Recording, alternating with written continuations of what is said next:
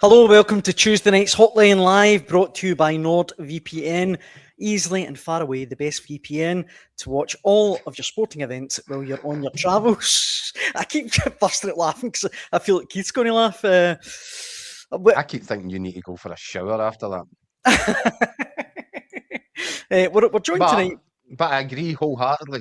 Aye, best VPN out there. VPN's the best. We're joined tonight by Record Sports Scott McDermott. Scott, always a pleasure. All right, Daniel.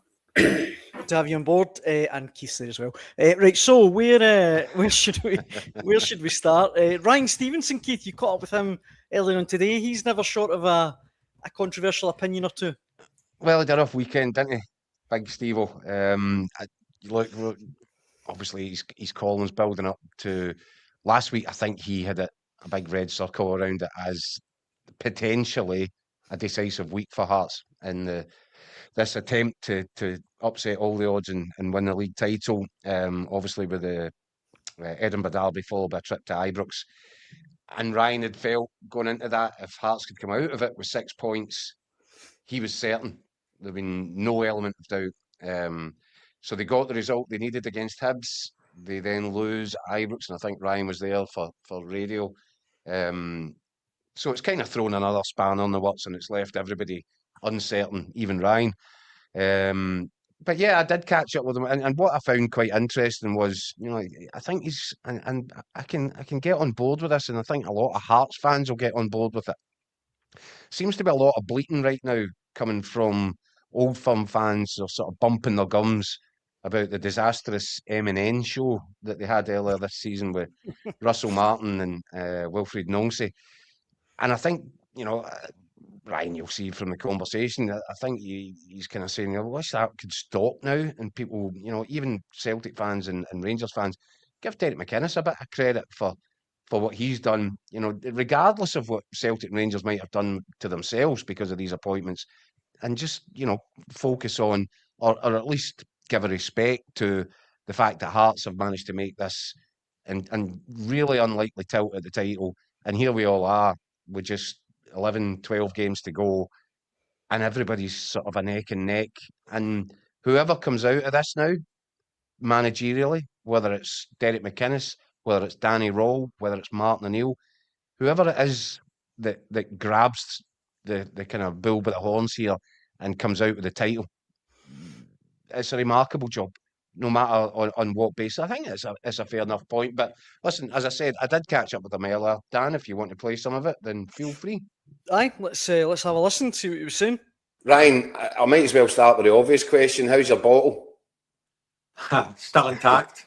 No, it's fine. It's fine. I think disappointing result, obviously, goes without saying for Hearts at the weekend. But I think they've got to take the positives out of the full season, not just the negatives of one game and one disappointment. Mm-hmm. They're still 2 points clear. 11 odd games to go. So, they're still in a great position. I mean, that was ahead of the two games. They were two massive games. And I think that's what you've got to do. You've almost got to knock them down into little blocks now, haven't you? And I think the Edinburgh derby followed by Ibrox. You said, Ryan, win them both, you win this title. Well, they won one. Now, if they'd taken 4, maybe beaten Hibs and taken a point at Ibrox, again, it would have, I think, strengthened their position. Where do you think the set of results that we've just had and featuring Celtic's result at Rugby Park as well, where does it leave it all? Everybody's sitting scratching their head saying, I don't think MD can predict what's going to happen now. I think if Hearts had taken a draw, they would have been more than happy. I said to you earlier on, when I left the house on Sunday, it was 0-0 with Kilmarnock and Celtic. By the time I turned my radio on at Newton Mearns, it was 2-0. And why did you wait all the way to Newton Mearns? Couldn't face it? I didn't want to jinx it, mate. That was I put my music on. I got halfway up to 77 and I thought, I just put it on. So I put it on. It was 2-0 with Kilmarnock.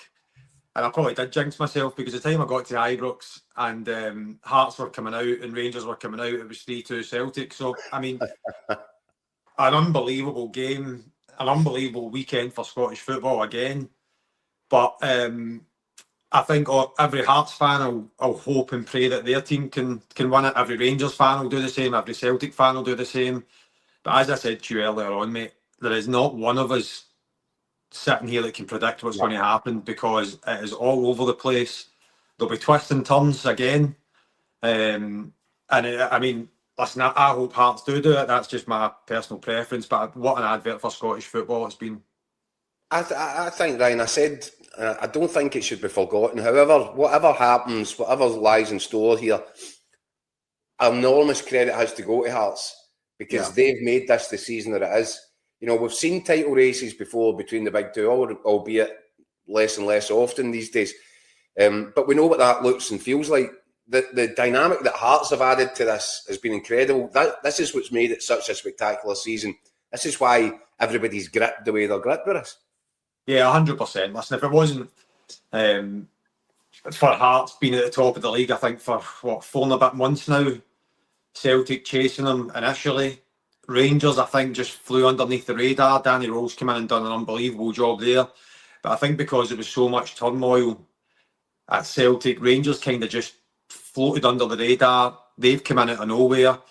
And now we have a 3-horse race, potentially 4, because don't be kidded, Motherwell fans will be sitting there saying, we're kind of in this as well. I do think it'll be difficult, but again, going on, if you're a Motherwell fan, and everybody just in general, the way Motherwell have played this season has been absolutely outstanding as well. So I think between the 4 clubs, it's just been such a great advert for Scottish football. And I mean, I'm delighted, I'm excited to see what the next 10, 11 weeks brings in the running. It's just got to be madness every weekend, because there's so much on every game, and there's, as you said, there's 4 teams, if you count Motherwell on the fringes of this, 4 teams whose results are going to just be so significant every weekend that it's going to twist and change and turn all the way through. I just think it's just terrific for the game.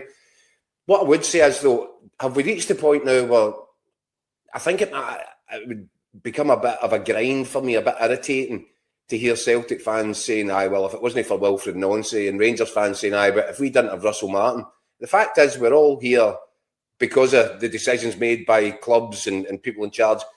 Is it time to lose that narrative from whatever lies ahead? Because you've got this situation now where Derek McInnes, Martin O'Neill and Danny Rowell, it's all nip and tuck at the top. It's whoever goes on from here, whoever makes the best decisions, whoever picks the best teams, whoever selects the best tactics, they're going to come out on top. Is it time to forget about the other baggage from earlier? Yeah, listen, I think everybody just needs to put that behind them now. I mean, Rangers and Celtic fans will probably look at it and say, if Russell wasn't in and if Wilfred wasn't there, it'd be totally different. But it is what it is. I mean, and I understand to a sense that entitlement, because it's always just been Rangers and Celtic for the last 40 years. But we are where we are. I mean, it's great. I think in general, if you asked any Rangers and Celtic fans, they're enjoying this as well. I'm not sure that they are. I think so. You can't not enjoy it. I think if you're an actual football fan, you can't not enjoy this. I mean, you're hoping that your team comes out on top, absolutely. And as you said there, the most fascinating thing out of this is the fact that these 3 managers now have got to do everything bang on the money. I mean, obviously, Danny Rowell came into a bit of criticism for his team selection away to Motherwell. And people look at it saying it come back and bit them. I was driving down the road and Sunday after the game, and I was getting loads of messages on my social media for Hearts fans saying that they think Derek McInnes had picked the wrong team. So there's so much not just riding on the players, it's the managers as well. And then obviously, as I said to you earlier on, you've got Martin O'Neill, who, I mean, he is earning his money now this season. And he's going to have to use all his experience, which he is doing, to somehow muster, I'm not even going to say performances out of Celtic, because it isn't. But he's just, I don't know how he's doing it. I genuinely don't, but he is just mustering results somehow, because he is a top manager. And it's amazing to see, putting the players aside, how these 3 managers are going to be pitting their wicks against each other in the coming weeks as well. So, I mean, it's just a massive time for Scottish football. I think the recognition we're getting south of the border as well. that everybody's now looking at it. And I hope that we actually use that, because we're so downbeat about things at times, we're so negative about things, that I hope everybody, as I said, Rangers fans, Celtic fans, Motherwell fans, Hearts fans, I hope we can all enjoy this run-in, and the fact that it's just a great advert for Scottish football. I've got a Hearts fan in the work that says he hates this, and I think he means it. I think he says, I prefer it when we're just rubbish. I think he's actually going through a level of stress that he finds just ridiculous and impossible to enjoy. I think you'll have Celtic fans that have become accustomed just to picking up leagues as if their name's on the trophy before a ball's been kicked. You'll have Rangers fans, I guess, that are enjoying being part of it, having kind of written their season off. But there is stress levels here. And every, as you said, Ryan, every decision made, whether it's by a player, a manager, a referee, a linesman, a VAR, every single decision now is going to be examined and put under the spotlight from 1,000 different angles, isn't it? That's where this is heading. Absolutely, and that's why we love it. I mean, I was doing the coverage on the radio on Sunday, and we kicked off, and see, for the first 20-30 seconds, I didn't really know what to say, because I was so apprehensive about the full game. That's genuinely that's how I felt. So I mean, I had butterflies in my stomach before the game. I think every fan does that's involved in this. It is stressful, because obviously, again, we'll get towards the weekend and everybody's stressing, hoping that the players turn up, their team can go and get 3 points. I just think it's amazing, mate. Honestly, I absolutely love it. Two things before I let you go. Obviously now, Derek McInnes mentioned it himself. Hearts go into a run of, I think it's 3 of the next 4 games are at home. How much of an advantage do you think that could be? I mean, that's it, isn't it? Sweat over. Oh, no, listen. Mate, it's a call to arms for Hearts. They have to get back to Tynecastle. They've done really well at Tynecastle this year. And I think that between themselves, the players, the staff, the fans, they have to, which they will, I know they will, they have to join together and try and push themselves through the next 3 or 4 games, get into the international break. And then coming out the back of the international break is, can they then go on and kick on? And it'll be the exact same for Rangers and Celtic. Their fans will be behind their teams. And I mean, as I said at the start of this, mate, nobody knows what's going to happen. So you just hope whatever team you support can come out on top. Then the big question, I think, is, we kind of touched on it there, the 3 managers. And it's funny, it's like the Goldilocks, you know, you've got one really young guy, completely inexperienced in this sort of scenario. You've got a middle guy who just seems to have timed everything right in terms of moving to Hearts, being at this point in his career that feels like there's been a preparation for this. And then you've got the other end of the scale, 73-year-old manager who's come out of retirement basically twice and is running about spinning all sorts of plates trying to keep Celtic in the game here. What's the perfect mix? Are you going with the fact that Martin O'Neill has experience over Celtic's kind of weaknesses? Are you going with Danny Rowell being kind of fresh at this, maybe not feeling pressure the way others might? Or are you going at Derek McInnes, the guy that's ended up here right in the middle of this, right in the thick of it? I don't know, mate. I honestly don't know. I mean, I said, you look at the 3 of them and you think Danny Rowell would have come in and said 100% they would have talked between themselves as a coaching staff and said, if we can come in, turn this round and win a league, instantaneously, you're a hero with Rangers. And then it gives you something unbelievable to build on into the future. If you're Martin O'Neill, you're an absolute hero at Celtic anyway, and rightly so. Win this, where do you want your statue? Mate, if he manages to win the league this year, I mean, it is an outrageous thing that he's done by firstly coming in, going away, coming back in. And then if he gets Celtic over the line, as you rightly say, honestly, he'll be one of the best Celtic managers in history. I genuinely think that. And then you've got Derek McInnes, who, as you say, I think it is divine timing. He's worked his way through. He said when he joined Hearts, he just felt as if it was a club that he felt right with. I'm a massive advocate of him. I had been before the previous 2 managers that I think he'd be a great fit for Hearts. And he'll be sitting there knowing that if he manages to pull this off, he will be talking the same sentence as Sir Alex Ferguson, which Last man to do it. It is. I mean, that's forever. And these Hearts players, they have the chance of being etched in history forever. Rangers and Celtic, as bad as that is, are accustomed to winning things. That's their job. They're massive, massive clubs. The carrot for Hearts, just in general, for Derek and for the players, I think is just an outrageous thing that they're doing. They're literally chasing and going to etch themselves in history if they manage to pull this off. But three different managers with three different reasons why they want to win this. And again, it just adds to the fact that it's just unbelievable. Last question, Ryan. Who deserves it the most? Mate, the order, that's a crazy thing. I would love to see, obviously I'm biased, I would love to see Derek win it because I think he deserves it. He's been round about the block. He's Scottish. I mean, to go and win it with Hearts, I think is unbelievable. But I would love to see, just taking my Hearts hat off and just being an actual football fan, you would love the fairy tale of Mark O'Neill to win it. 73-year-old, mate. That is an outrageous 73-year-old man to come in and do what he's done. I mean, it's absolutely incredible. And then if you look at Danny Rowe as well, probably wasn't Rangers' first choice. There was all the sort of, is he the right man? This is a ridiculous appointment. And he's came in and he's proved everything wrong so far. So then you can see why you would want him to win it as well. So there's just so many different stories entangled in this full championship run-in. But obviously I'm going to go for Derek McInnes. I think it would just be an amazing, amazing thing if Hearts can go on and win the title. Right, big man. No doubt we'll get you on next week. Keep the horse tranquilizers close. No problem at all. See you, Ryan. Thanks, See you mate. later on, mate. Take it easy. Bye. We've got plenty of comments coming in, guys, in response to your recorded interview there, Keith. I'll run through a few of them if that's okay. Paul McGregor says, got to praise McInnes for what he's done. He's made Hearts hard to beat. I think the loss of Shankland Devlin has made it difficult, but they are a credit. McInnes says we miss key players more than the Old Firm.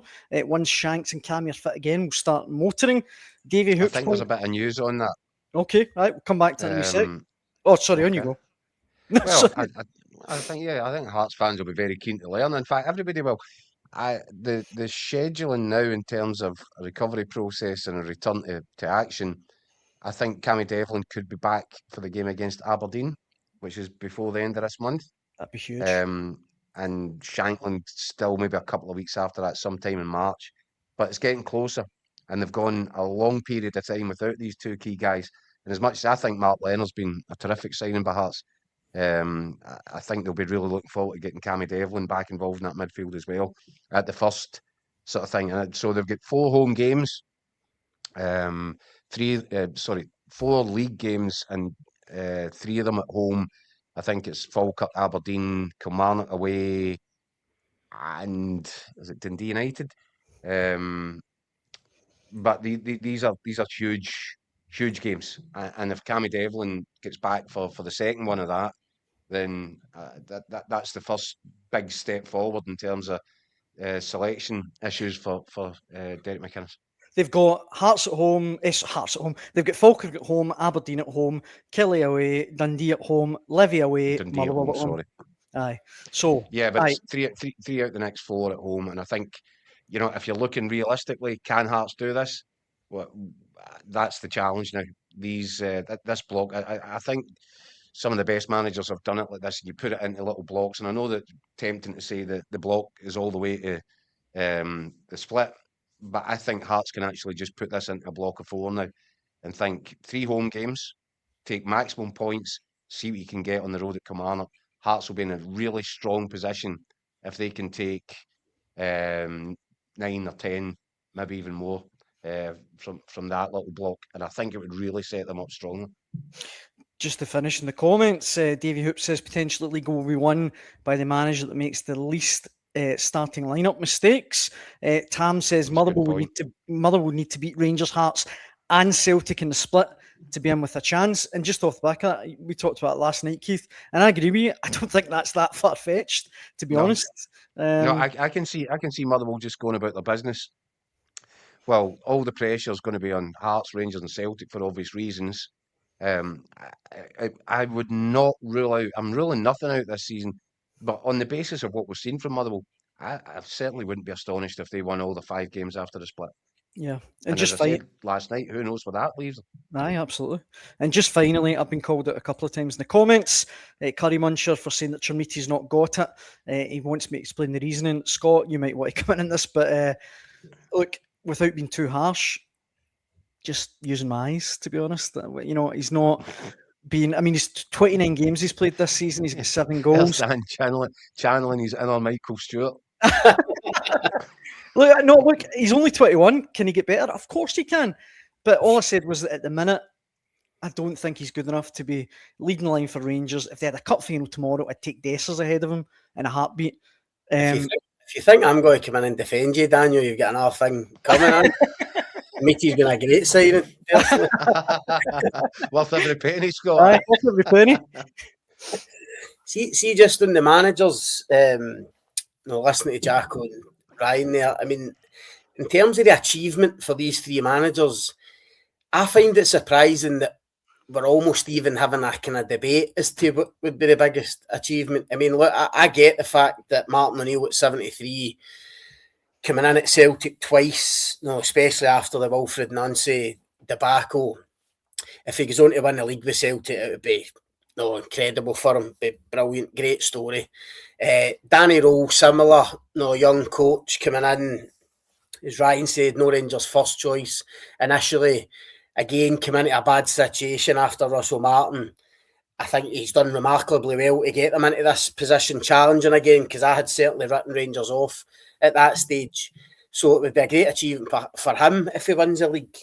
But let's not kid ourselves. I mean, if Hearts win this league, irrespective of the problems that Rangers and Celtic have had this season, the achievement for Derek McInnes, when you think of what he went into at Hearts in terms of where they finished previously before he came in, and the budgets he's having to work with, the players he's having to work with, and Ryan mentioned obviously first time since Sir Alex it would be to go and win a title. That achievement for Hearts and Derek McInnes would totally eclipse Danny Rowe or Martin O'Neill's achievement. Am I wrong? No, I completely agree with you. Aye. It'd be seismic. It's honestly, I mean, it would be unbelievable. You talked about injuries there, Derek McInnes, key players injured. We know that Jamestown have been great in terms of identifying some really good players like Braga and Kizaridis, but the rest of the squad is still guys that were there. The rest of the squad are still guys that were there and had Hearts in the bottom 6 at one point. He's still working with guys who have been absolutely brilliant for him. Craig Halkett, Stuart Finlay. I think even times this season he's been missing fullbacks. He's having to play Steinvender or Jamie McCart, centre-backs at left-back. He's now having to, he gets Mark Leonard in almost as an emergency cover for Cammy Devlin. If they keep this up and actually go and win it, honestly, forget Martin O'Neill and Danny Rowe. I'm sorry, the achievement from Hearts and Derek McInnes would eclipse everything. Well, obviously, Scott. Sorry, go on, Keith. Celtic have to go Ibrox during this run of 4 games. This little block that I'm talking about.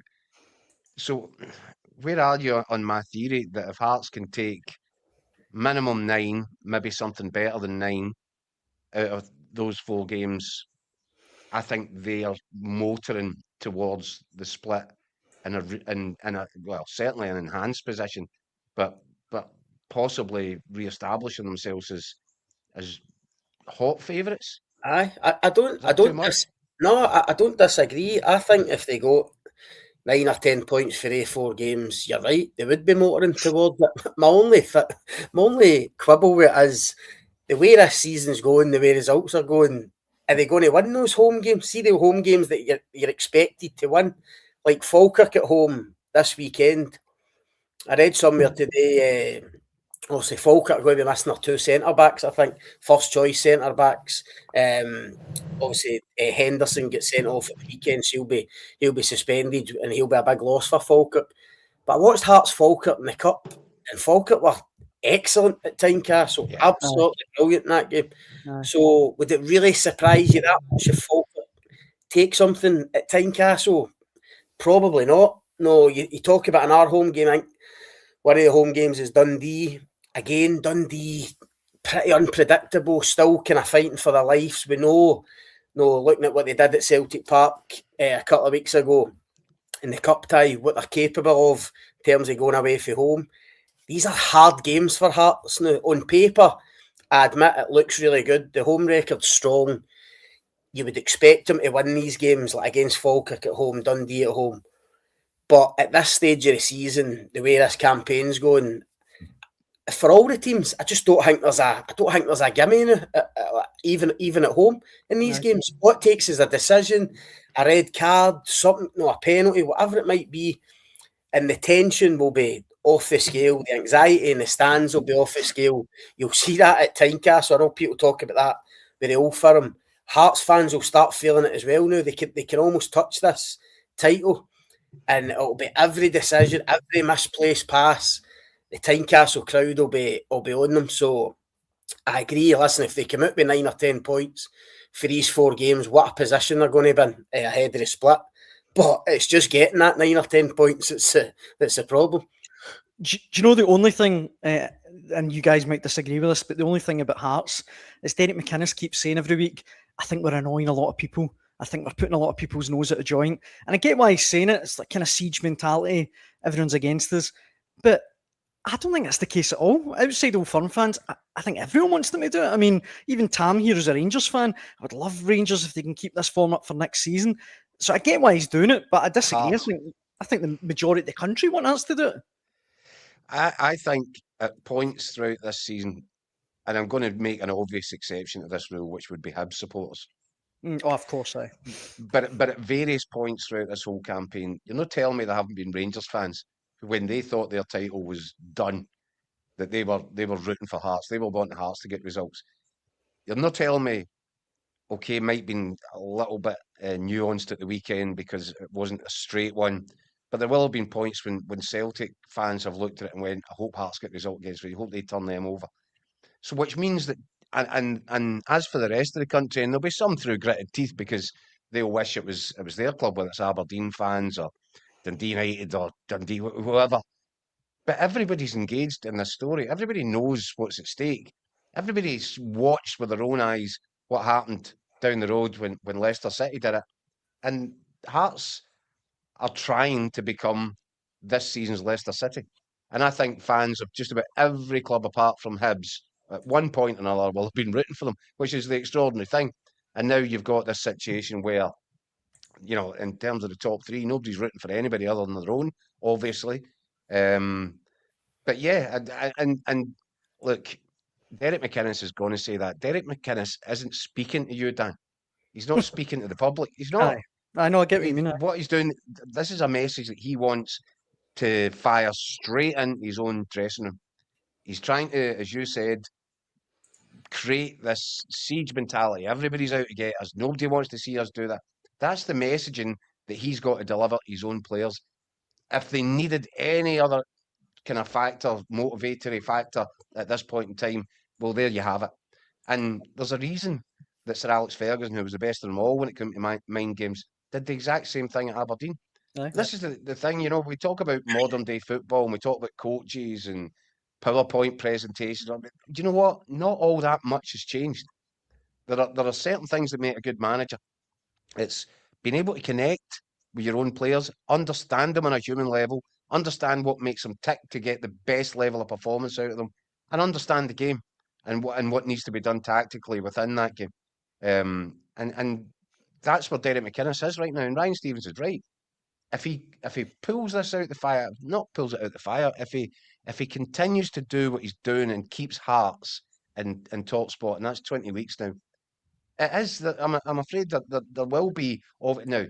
Nobody's going to put up an argument that Derek McInnes all of a sudden eclipses or matches what Sir Alex Ferguson has achieved in the game.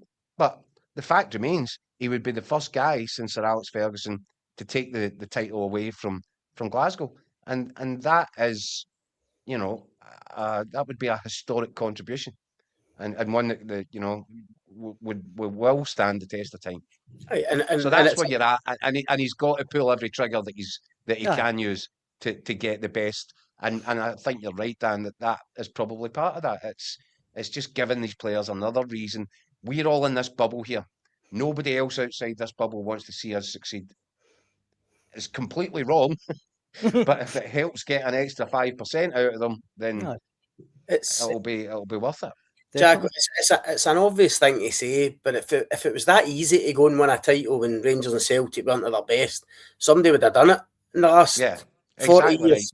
Right. Because there have been plenty of seasons when Celtic and Rangers haven't been at their best. 100%. I mean, that's why I keep reading about how bad Rangers and Celtic have been.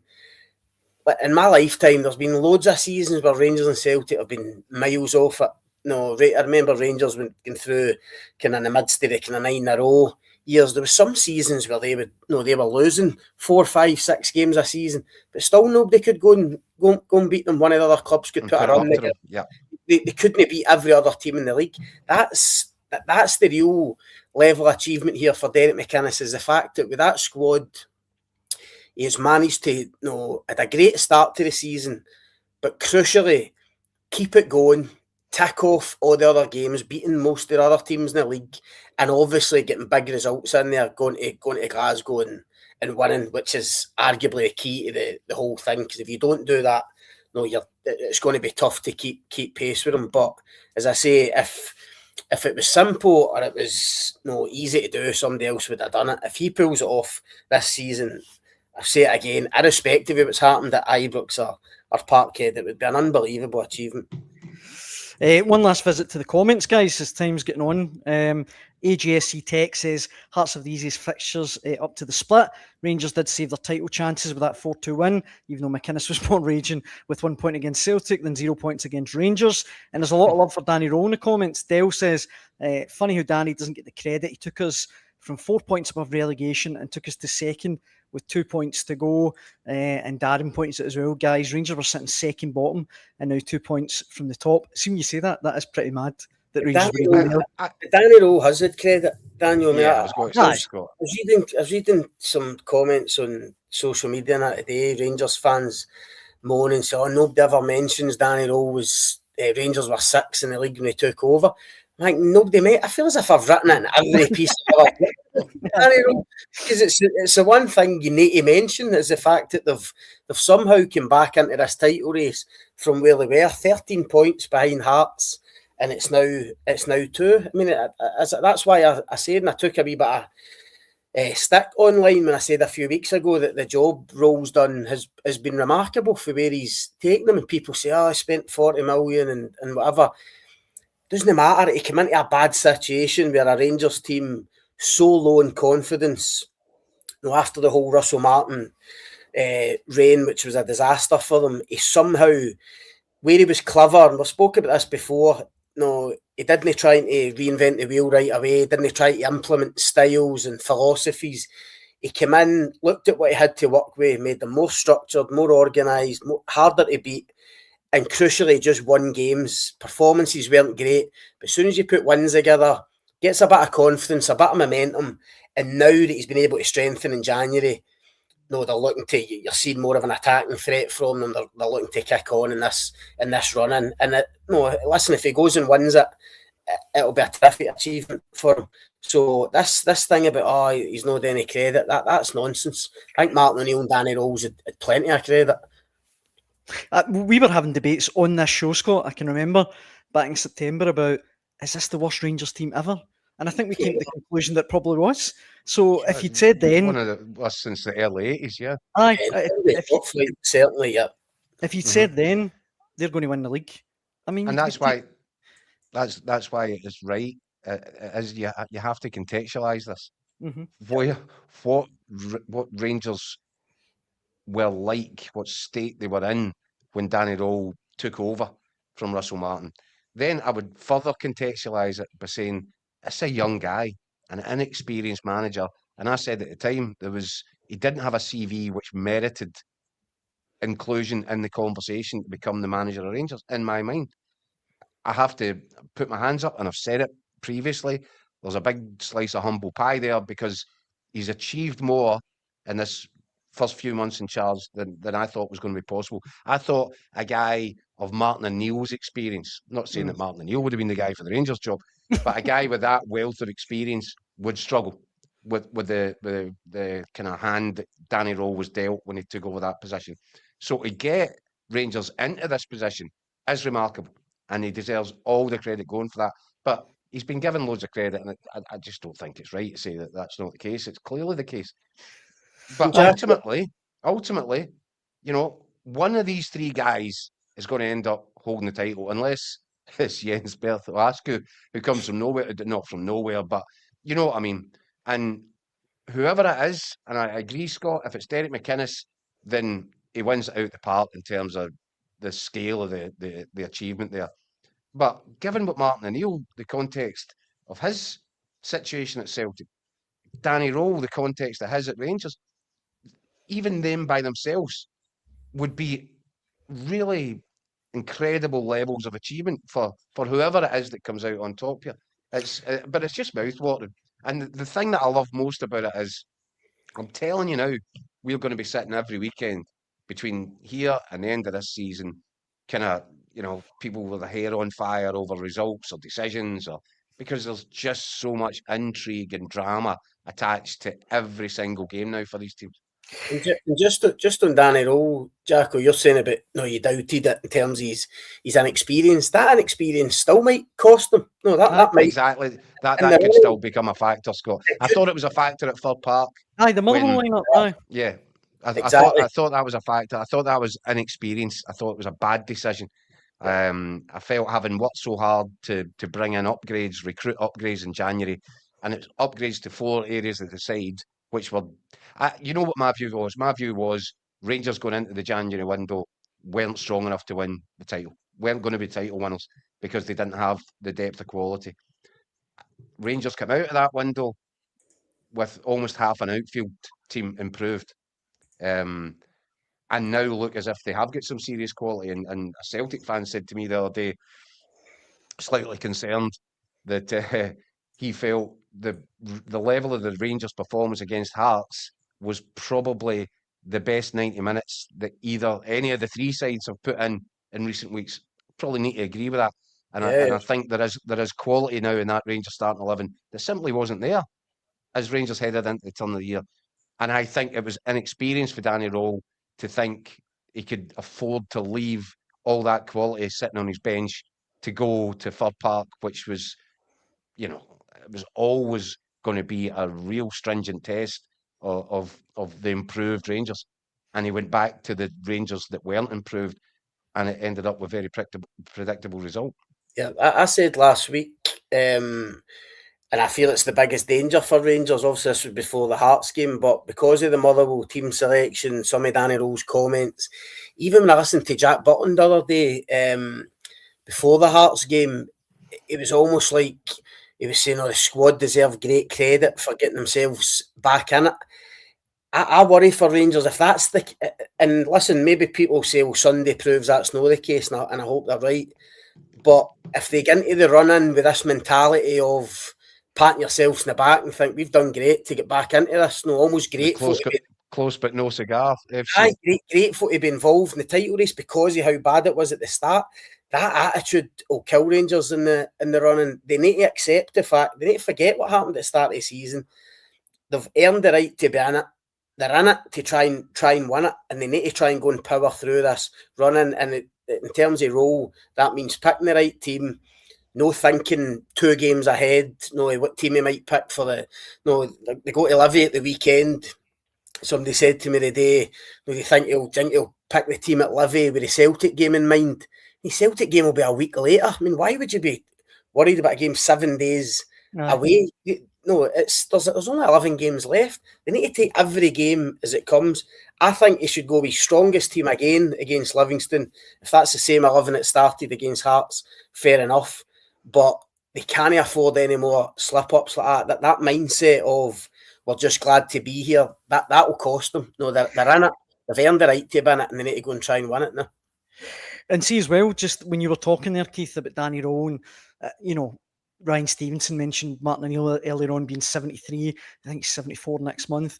I was thinking about Martin O'Neill, the things, the kind of obstacles he's got. No help in the transfer market, below mediocre signings. Several players want to chuck it. Several players injured. It's just so remarkable, the narratives in all three clubs, to be honest. That's what I'm saying.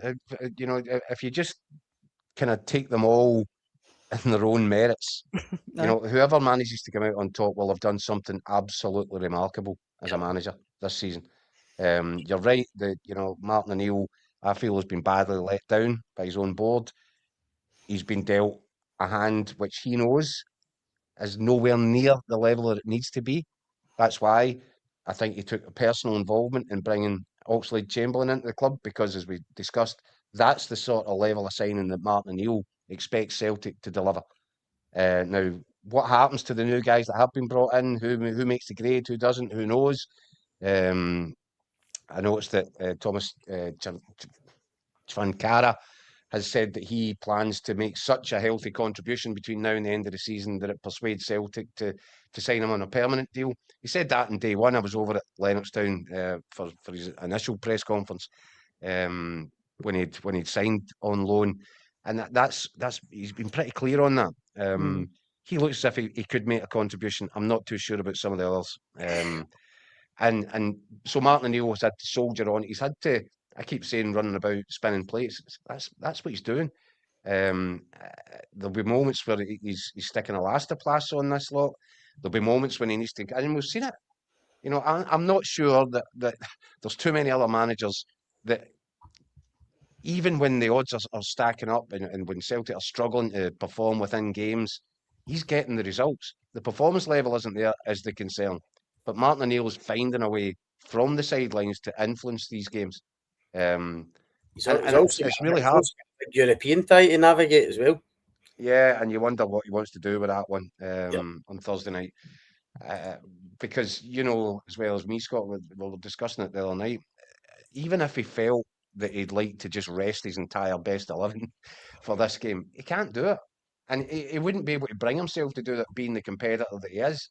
And Celtic simply don't have the quality. And if he was to make a whole bunch of changes and Celtic went out there and had a really difficult night, I know you might be able to say, well, that was that 11 and, there was 11 changes made or whatever. But it does affect momentum. It does affect morale. So he has to be mindful of all this. He's got so much on his plate to deal with, Martin O'Neill. It's frightening.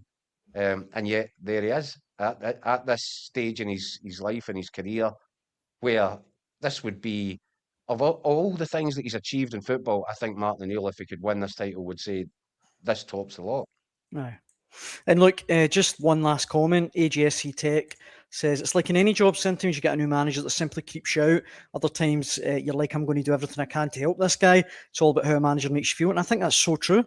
Like, I think players will go out their way. Martin O'Neill makes them feel like $1 million. You saw Danny Rowe on the pitch the other day, picking Chernity off the ground. And, that, I think, will give that extra couple of percent. But I don't think there's any doubt, Dan, these three managers we're talking about, players all want to play for them. Majority connected with their own dressing rooms, that's for sure. 100%. The very last thing that we need to mention, guys, is that there's a Scottish Cup game tonight. Dundee United are playing Spartans. Can we see any upset there? Doubt it. It's at Tannadice, so you probably back Dundee United, I'd have thought. I would doubt the upset is that they've managed to get the game on. Exactly. Very good point. No, I would doubt it. Dundee United a good result at the weekend, obviously, at Falkirk. So Spartans have done well this season, but you go to fancy United at home, surely. I can't see past that. I think I'd expect Dundee United to do that. And then the intrigue goes to Pittodrie, isn't it? 24 hours later, Aberdeen versus Motherwell. And I think if you were a betting man, I think we've all got a fairly good idea who we think would make the last 8 from that tie.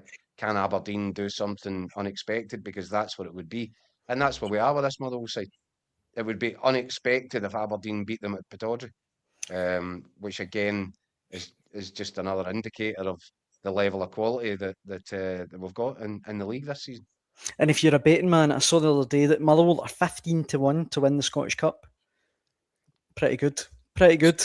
That's not bad. I think if they beat Aberdeen, I think Dunfermline away in the quarters, so Championship team, they'd fancy their chances again, making the semis. So it's not a bad price, Daniel. Right. Right. I think that brings to the end. Curry Muncher, though, says, Daniel, tell Keith to give his granddad Cardi back. Now, I'm only reading it out, Keith, because my cardigan was slaughtered on deadline day. So, I mean, look, we need to take our cardigan abuse when we get it, I'm afraid. By the way, if I had a granddad that was cutting about with a hoodie on, I'd be asking some serious questions. Do you know the funny thing as well? I think It's that's not actually a cardigan. I think that's actually right, Keith. I think that's quite nice. So, aye, there you go. As much as I'd love to say it was awful, but there you go. Yeah. There you go. No, Thanks, thank you. Thanks, Grandad. That brings us to the end of Tuesday night's Hotline Live with Record Sport. Thanks for all the comments, not just on cardigans, but all the comments generally. It's a hoodie. It's a hoodie, aye. It's a cardigan. We'll be back tomorrow night at 6 p.m. to do it all again. We hope you can join us then. Scott, Keith, it's always an absolute pleasure. Cheers, Dan. Cheers, Dan. Back tomorrow. Hope you can join us then. Cheers. Bye.